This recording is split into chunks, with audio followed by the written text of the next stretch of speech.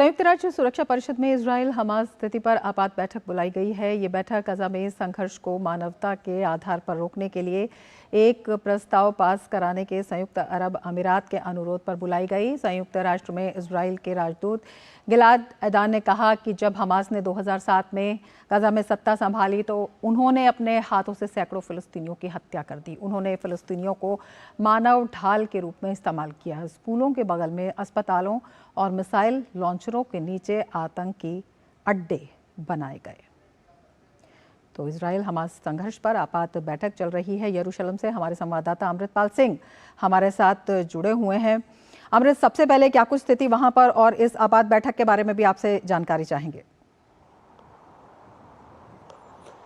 देखिए, पहले तो स्थिति बता देता हूं रमा के स्थिति यहाँ पे ये है कि लगातार मिलिट्री कैंपेन चल रही है, इंटेंसिफाई हो गई है और एरियल बॉम्बिंग्स लगातार इजरायली एयरफोर्स कर रही है। ग्राउंड फोर्सेस भी गजा पट्टी में हैं।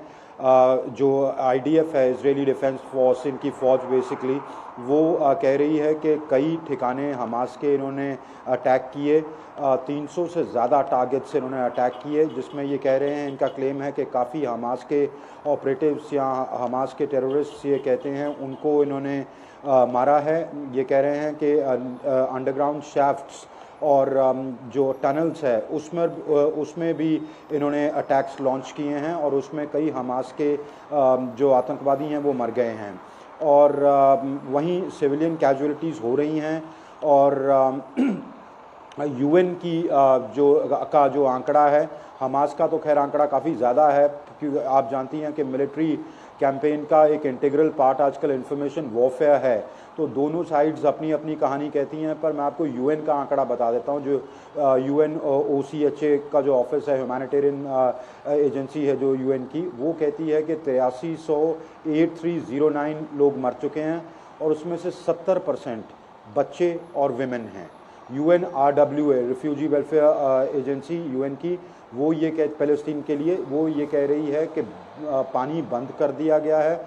जो साउथ में इन्होंने पानी प्रॉमिस किया था कि पाइपलाइन के थ्रू भेजेंगे, पर मंडे को इन्होंने बंद कर दिया और कहा जा रहा है कि रिपेयर्स हो रही हैं उस पर, पाइपलाइन पर। सेंट्रल जो गजा में पानी देना था वो उस पर वो ये कह रहे हैं कि ये कह रहे थे कि हम छोड़ देंगे, पर पानी छोड़ा नहीं है अभी तक।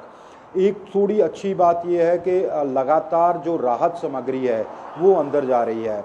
कल करीब 22 ट्रक अंदर गए, 26 ट्रक अंदर गए। उससे पहले रविवार को करीब 33 ट्रक अंदर गए।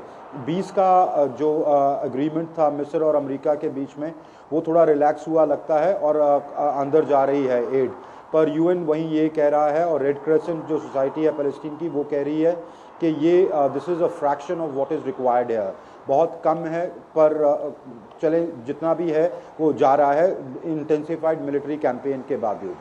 अब आए बैठक जो हो रही है, जो यूएई प्रस्ताव ला रहा है। देखिए, कई प्रस्ताव लाए गए, कई पास भी हो गए, उनका कोई ख़ास मतलब है नहीं।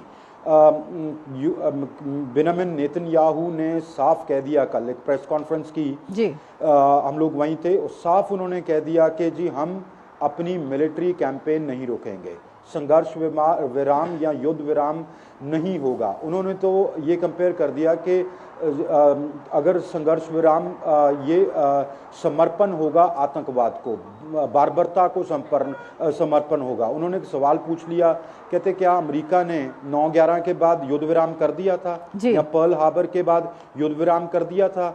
उन्होंने कहा कि जब तक हमारा मिलिट्री ऑब्जेक्टिव नहीं अचीव होता, कोई कहता रहे चाहे, हमको कोई फर्क नहीं पड़ता, हम बिल्कुल सीज फायर नहीं करेंगे। तो जी स्थिति ये है।